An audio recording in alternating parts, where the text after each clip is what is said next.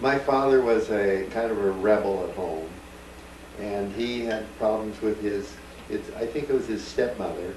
And when his father would come home from work at night, his mother would tell his father about all the bad things he did, and his father would usually whip him when he came home at night. No, I don't know the name of the town, but I know it was in Hungary, Austria-Hungary, and later became Czechoslovakia.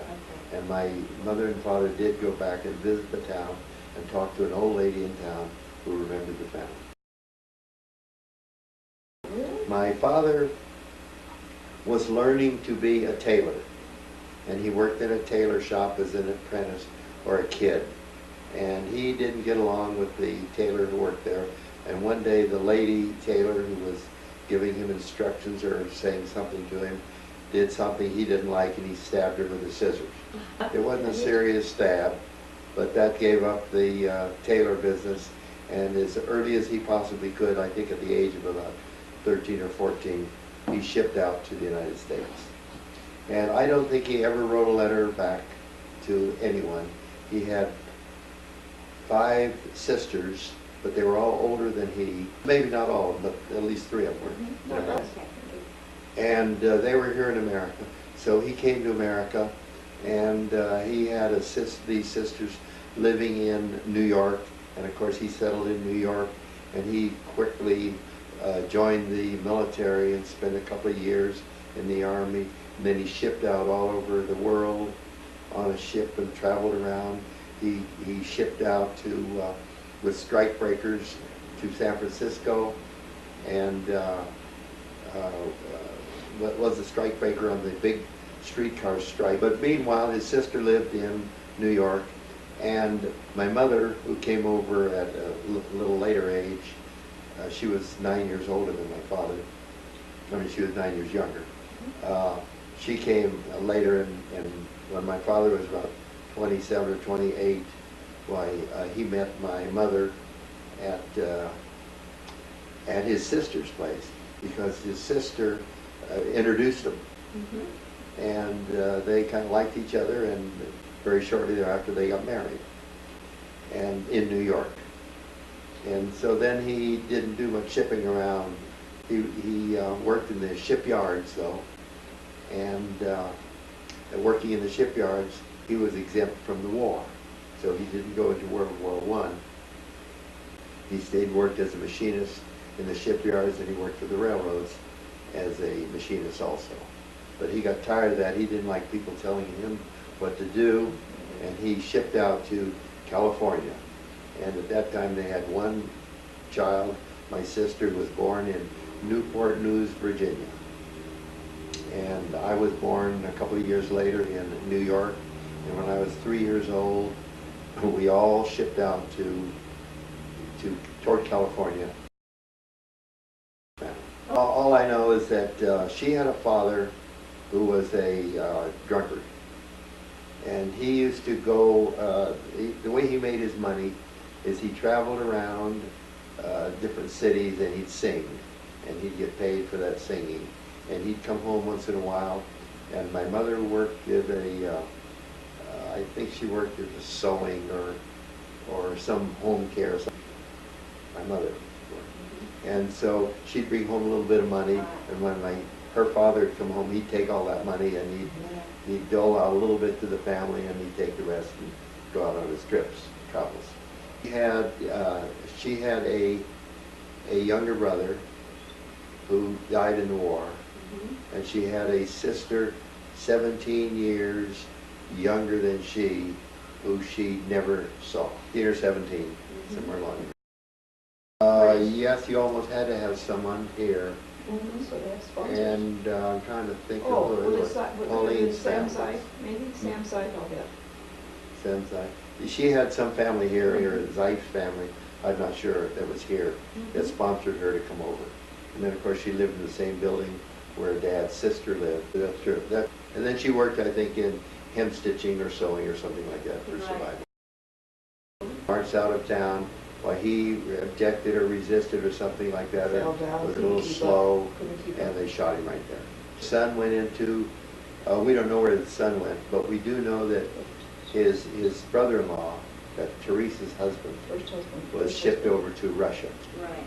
and she never knew what happened to him. He just disappeared. Right.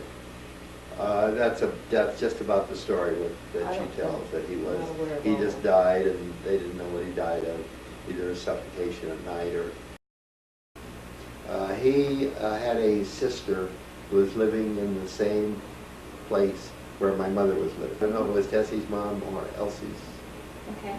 mom. But anyway, and so when he'd go to see her, why he met this woman, and he kind of fell for her, and they eventually got married. Well, they kind of wanted, they were sort of partially arranged by your relatives, I understand. He insisted they get Oh, I together. think that's true. Yeah. I think his sister wanted him. He was 30 years old or 25, 28 years old. Right, they all lived there, and this young girl who came over who was only 20 years old, they got married.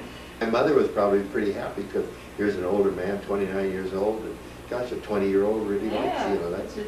That's great. I was born in New York, but I think it was the Bronx.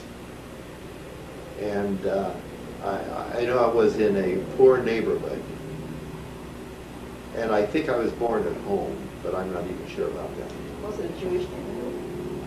Probably. Yeah, it was probably a Jewish neighborhood in New York. And it was a tenement housing, and that's the kind of place where my folks lived.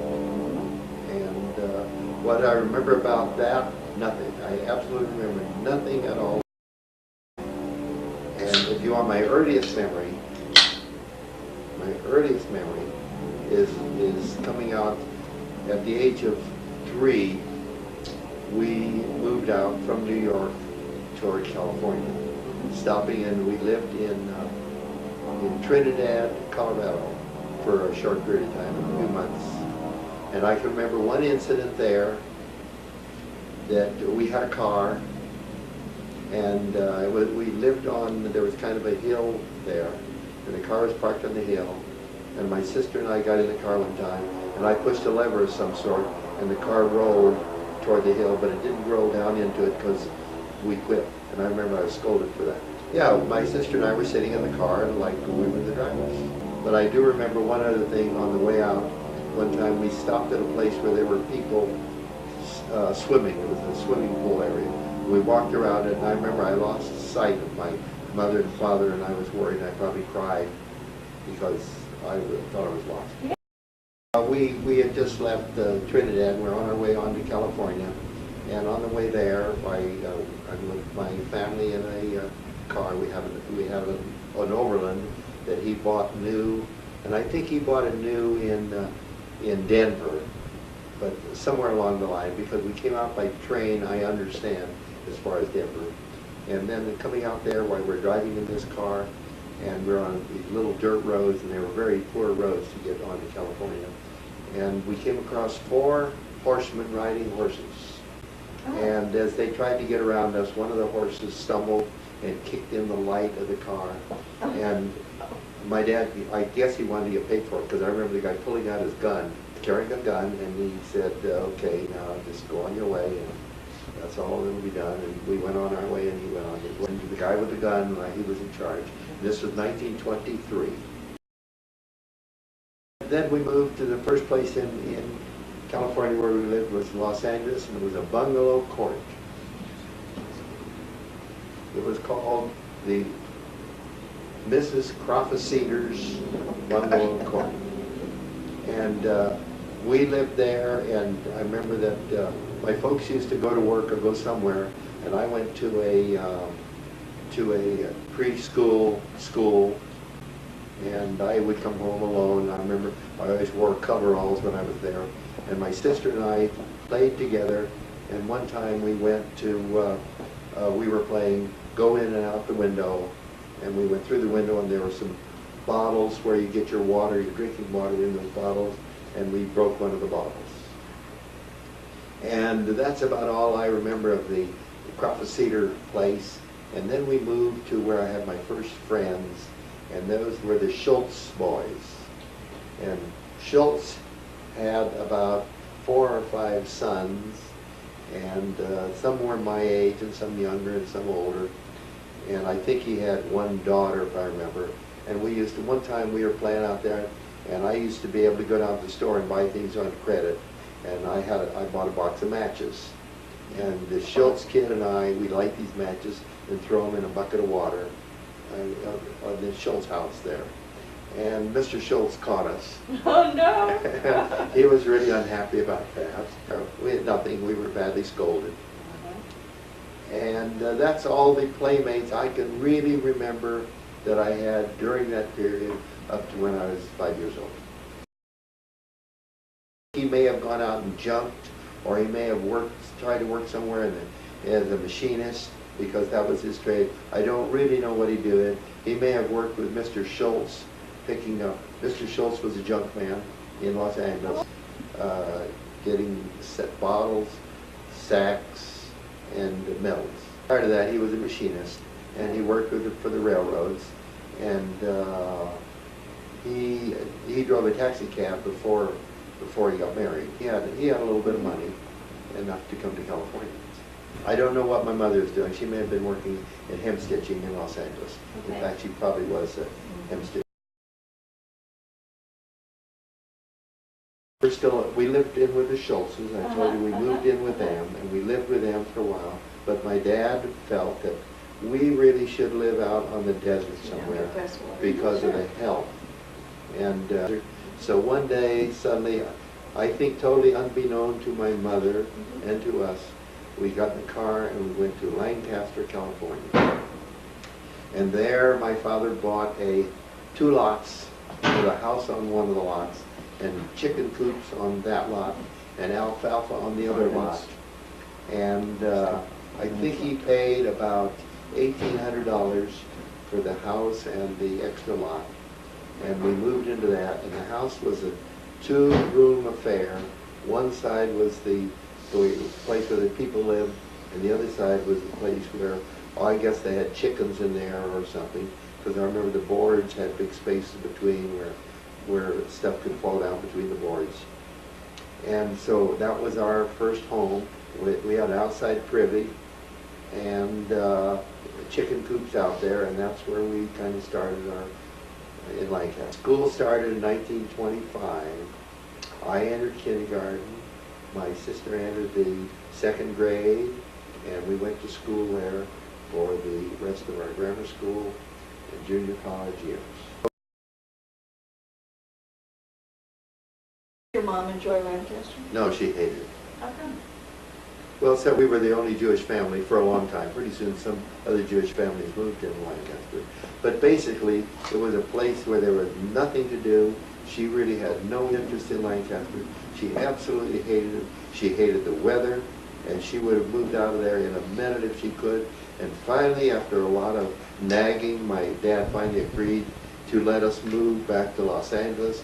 We moved to Los Angeles, lived out by Griffith Park, and we were there for 2 or 3 months and moved back to Lancaster. Oh. Stayed there until about 1980 or 81, right, when we moved them to the Sunnyvale area. Lancaster had a population of, I guess maybe about 200 or 300 people at that time. There were three big cottonwood trees in front of the house.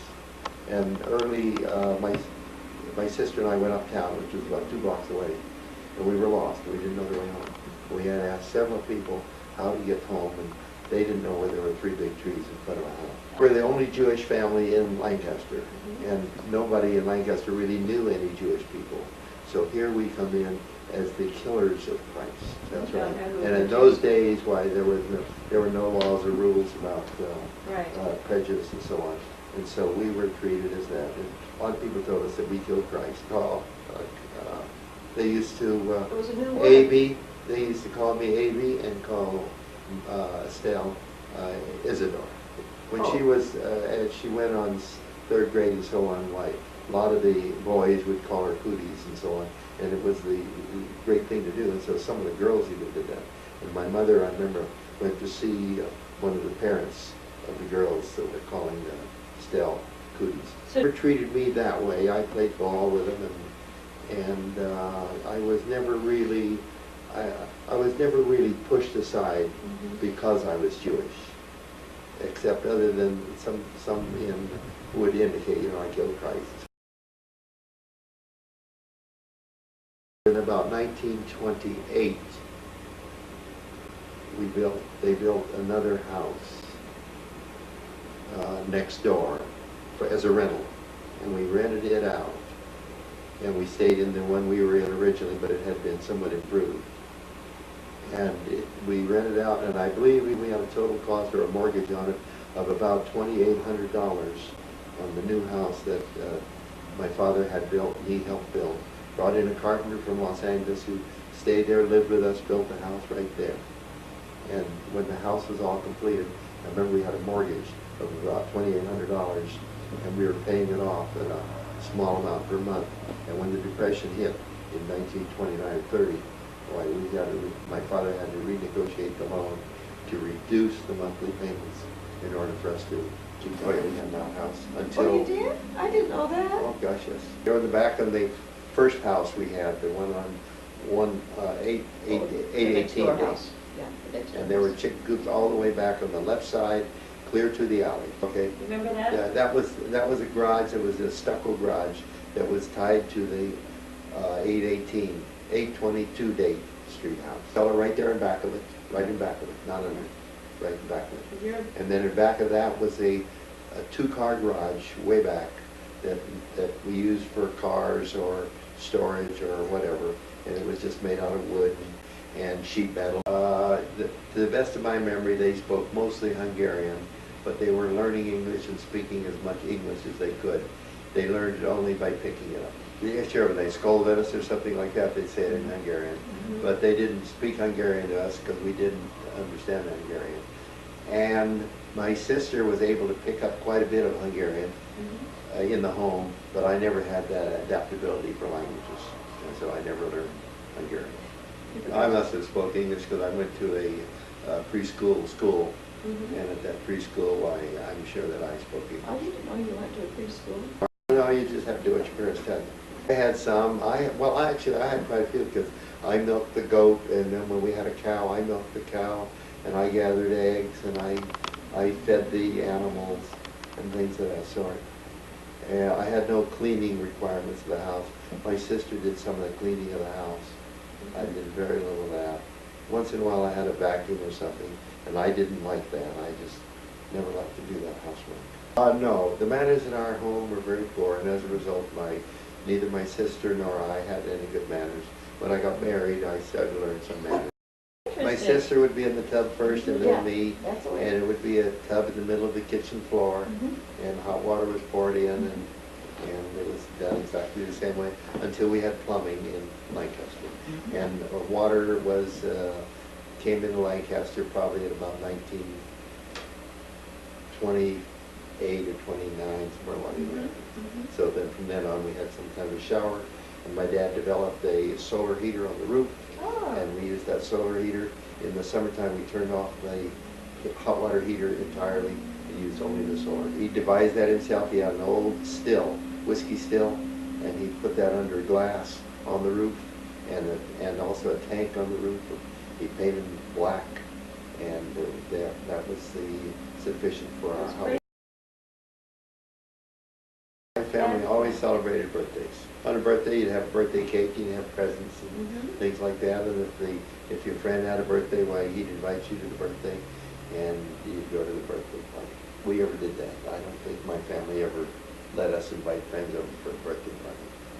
But for a time or two, I remember I was invited. I remember one time I was invited and I cried because I didn't think my folks would let me go, but they let me go. We had a cake and ice cream. I don't think we played any games.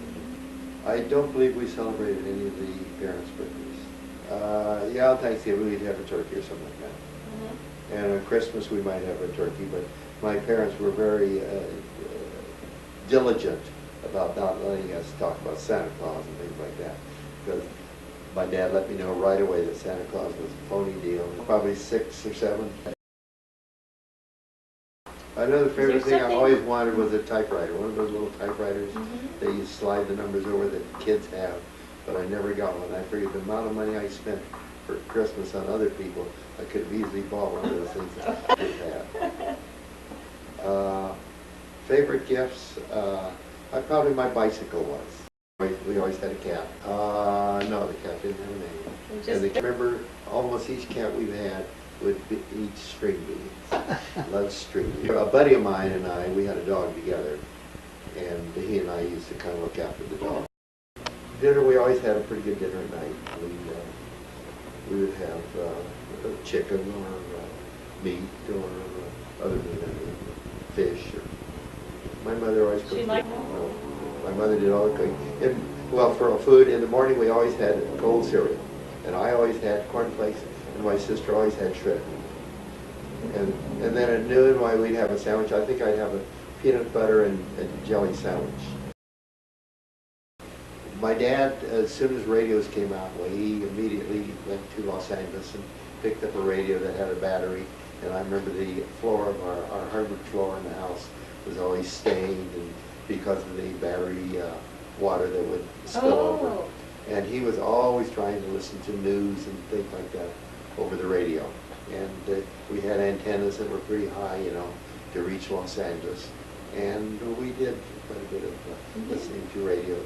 And we got to watch all those real old shows that came on the radio in the early days. Very little, I was a very poor reader. I hated to read. And so I would read stuff like Huckleberry Finn books and cowboy books. I read several cowboy books. And in school, there was required reading that I hated, but I'd read some of that.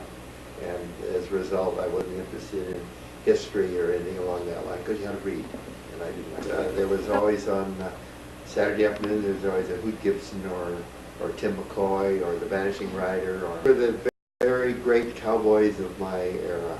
And each of these, Hoot Gibson and Tim McCoy and this fellow who died recently, I forget his name, were all favorites. Roy Rogers were all favorites of our era. And they also had a serial. There would always be a serial on, which is usually in 10 issues, and you'd watch an issue each time. At the end, it'd be some terrible experience happening, somebody falling into a cave or a crusher coming down and closing him down, and tune in next week. But you'd see the train actually coming, and then you couldn't see her, and the train went by. And you thought that she was run over, but the next week they'd show you that somebody sneaked in and pulled her loose and took her off the track. So there was a dog, there was Rin Tin Tin also had a serial in there, and we'd watch Rin Tin Tin saving people. Remember now, my mother did a lot of canning. She also entertained the kids. We got records during that period of time, these flat 12-inch records, and we had one of these Victrolas that you crank up, and we got a lot of those records at those times, and they were mostly about Happy Days Are Here Again, and Put Your Troubles Away, and buy records. We kids would buy records for 15 or 20 cents a piece, and then we could play on that. And she learned. My mother loved to sing, sang around the house. We had several friends that we played cards with. And one of my first friends in Lancaster, I forgot to mention him, and I should have, was a fellow by the name of Harry Coleman. And his wife had died, and he was a shoemaker. And by the way, he was also Jewish, so there was one other Jewish family, Jewish person in Lancaster, Harry Coleman. And I used to play cribbage with him quite a bit. And he also was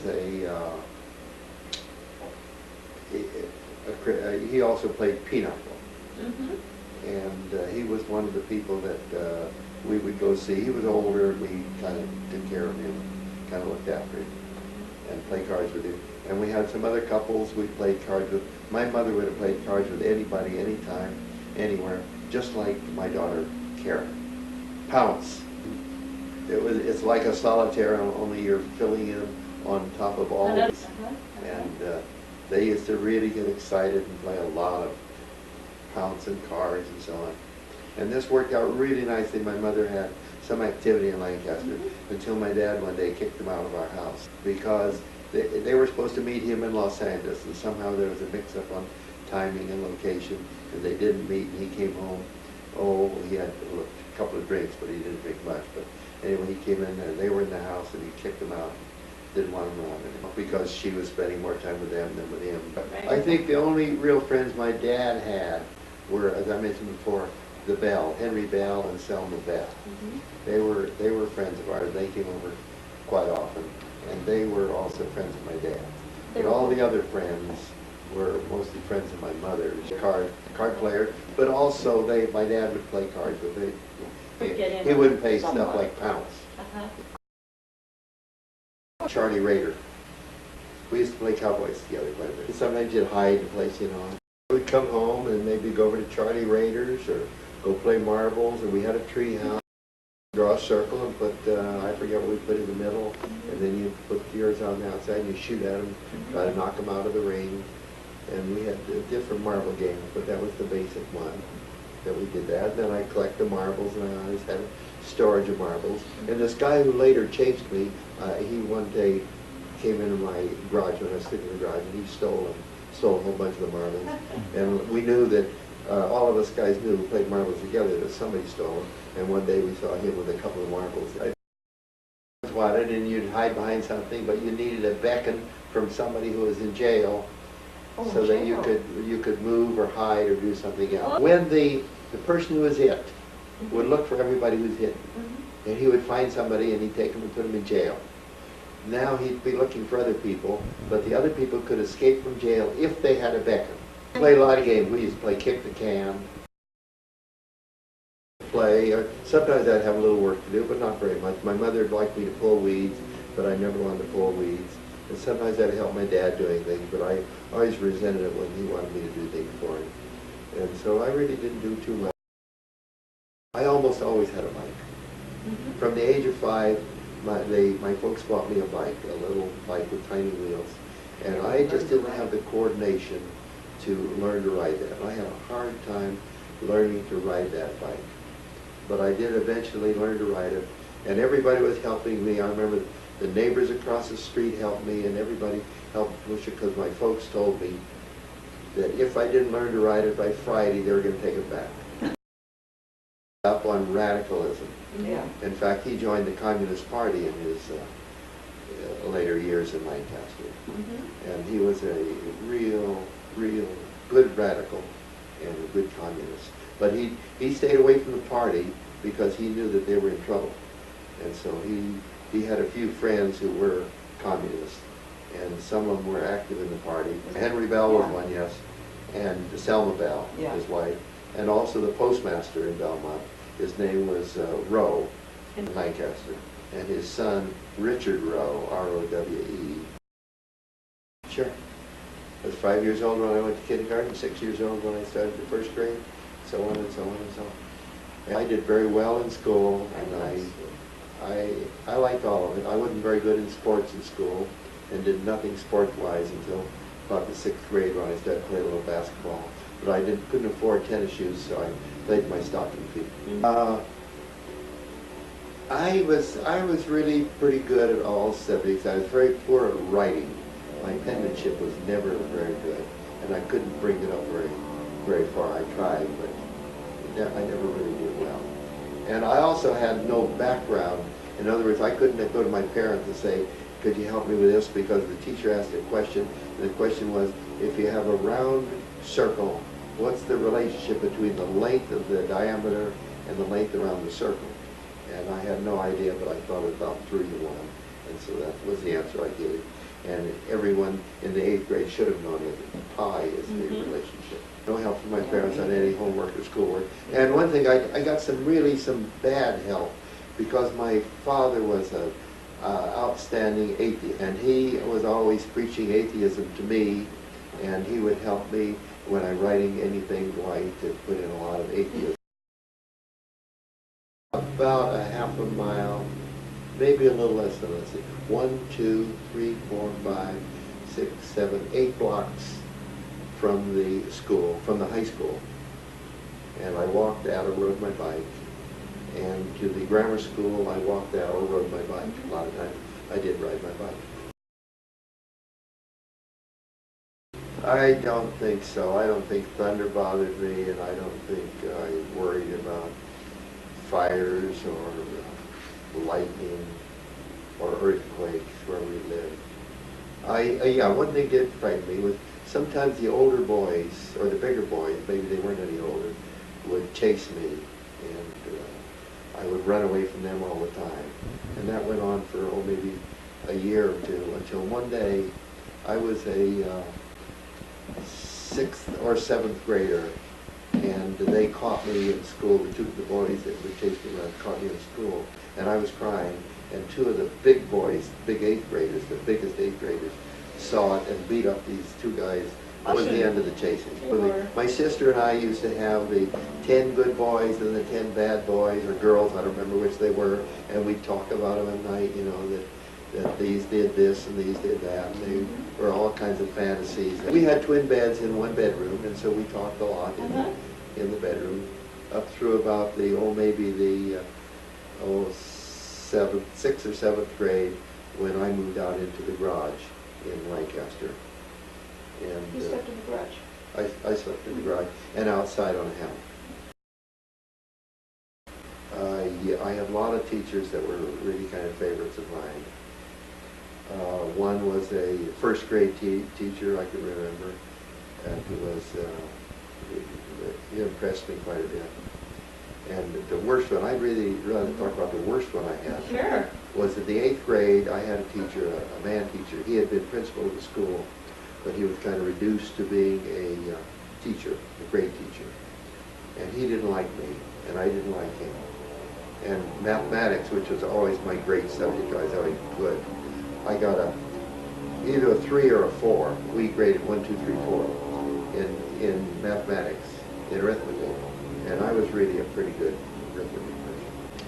And I had a lot of trouble with him. I remember one of the big problems I had at school is he wanted us to draw up the circulatory system.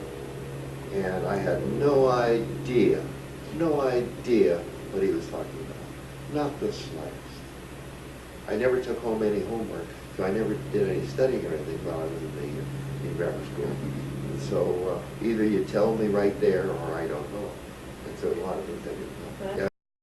Every school to start out with, we put on a play every year. And the first year, I wasn't going to be in the play, and they had a lead singer. I was in the 2nd grade, by the way. And later they called me down, and they said they personally have for the lead on this, doesn't sing loud enough, they can't hear him, and they really need somebody else, and they asked me to do it. And I said, oh, okay. And so I sang a song. Well, I'll tell you what the song was. We had a bunch of, the part we were in, I had a bunch of French dollies, and we'd wind them up, and then they'd do their things, and then they'd run out of the winding. And I'd sing a song, the best French dollies walk like this, walk like this, walk like this. The best French dollies walk like this, walk like this, you know.